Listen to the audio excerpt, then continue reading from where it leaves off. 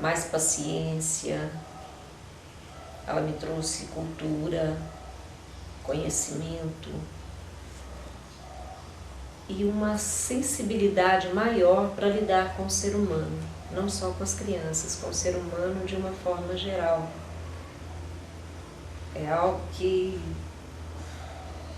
transcende mesmo a pessoa que eu sou.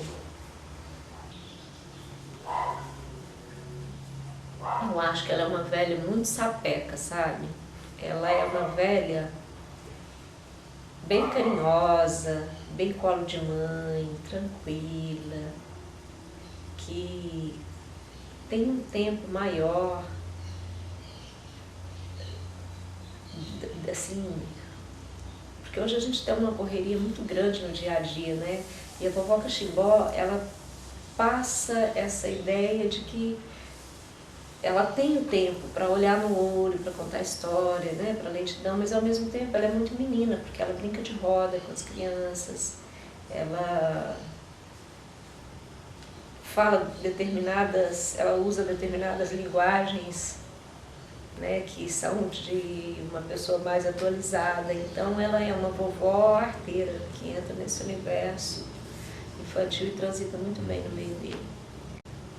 Se eu penso em deixar a vovó, não poderia fazer isso, porque ela me trouxe pessoas maravilhosas para o meu convívio. Eu fui uma criança muito pobre. Pobre, assim, do jeito que vocês não podem imaginar.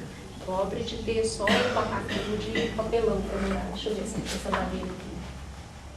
Essa madeira aqui é uma madeira muito boa, perto da casa que eu tinha. Era um barraquinho mesmo, de eucapex no meio de uma praça. Isso num determinado tempo da vida. E eu aprendi a ler praticamente sozinha. Minha mãe lavava roupa, então quando ela ia para trabalhar, ela me levava junto, porque não tinha com quem deixasse. Né? E quando chegava lá, eu ficava incomodando, como toda criança. Eu falava, mãe, não embora, já acabou, não pode, para de lá com isso, larga isso.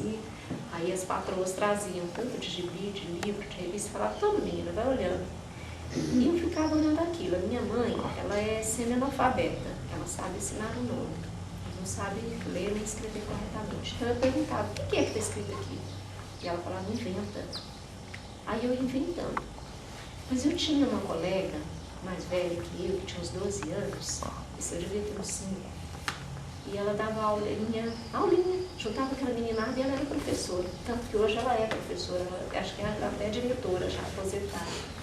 E ela foi ensinando pra mim, assim, olha, A com B, B com A, dá Bá, né? E eu ficava guardando aquilo. Aí eu pegava, procurava lá nos livros, né? E falava, isso aqui eu já conheço, já sei o que está escrito.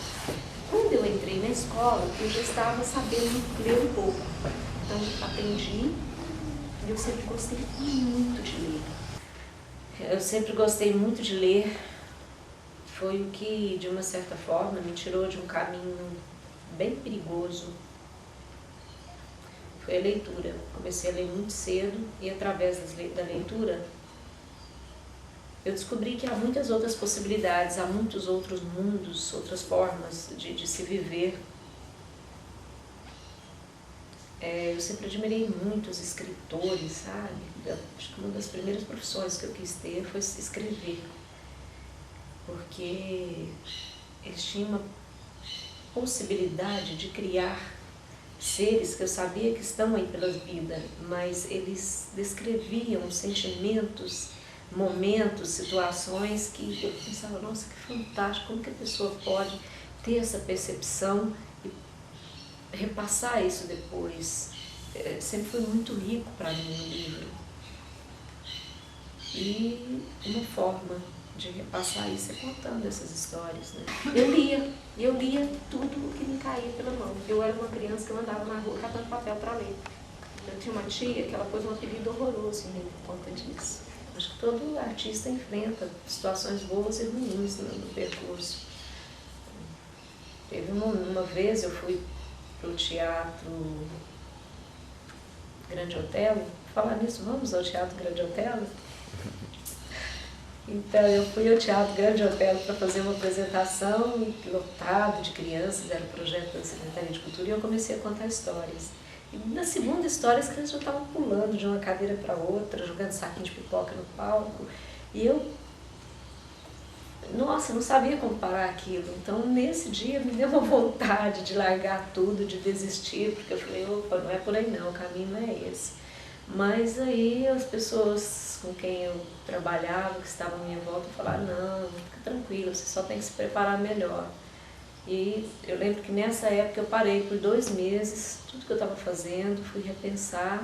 Então é natural contar, né? Quando você gosta de algo, você repete ele. E eu sempre contei histórias para minhas filhas, para meus sobrinhos. Eles sempre se reuniam na minha casa, às vezes para dormir. E à noite a gente estendia aqueles colchões na sala, contava história. E às vezes eles nem dormiam de medo. Era história de assombração. Então isso foi natural, para mim é natural. Eu gosto.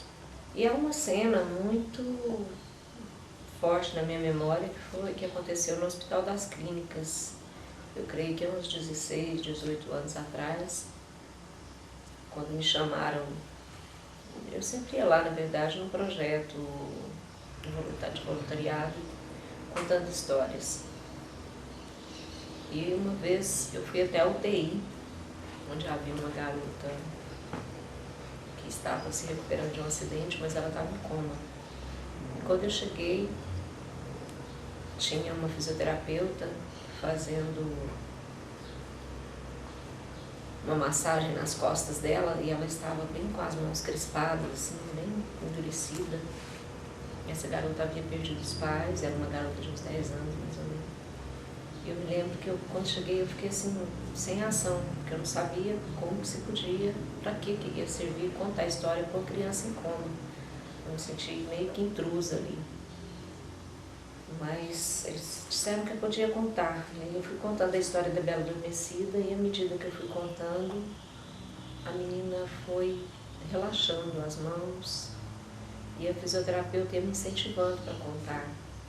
E eu vi lágrimas descendo do rosto daquela criança que eu não acreditava que estivesse presente, né? Mas eu percebi que no mais profundo dela, ela estava.